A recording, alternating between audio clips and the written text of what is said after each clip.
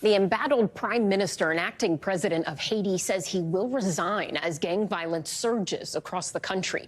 There have been riots, prison breaks, and even an attack on Haiti's main airport. The prime minister's announcement comes after U.S. Secretary of State Antony Blinken met with Caribbean leaders to try and find a solution to the growing unrest. NBC News correspondent Guad Venegas is following this for us. Guad, what else did the prime minister say about his resignation? And right now, what do we think the next steps will be for Haiti's government? Ellison, the prime minister shared a video late last night asking Haitians to remain calm as he assured them that he would be stepping down and allowing this transitional government to take over the presidential council. This will have 9 members.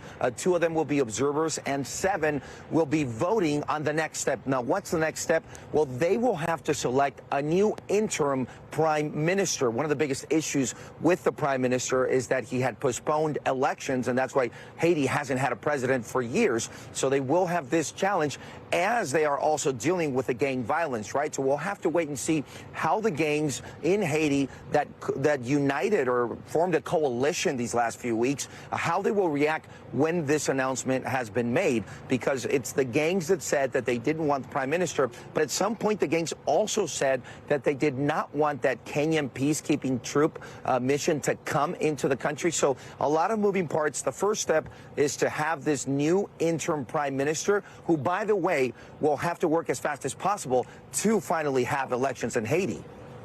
And Guad, I mean, there are layers of complex context here, right? A lot of history that we could talk about that has led up in some ways to this moment. But just in the last couple of years, as you were saying, you had the assassination of Haiti's then president, Jovenel Moïse, and then you had this prime minister, Henri, stepping in to take his position after he was killed. He repeatedly postponed elections after that assassination.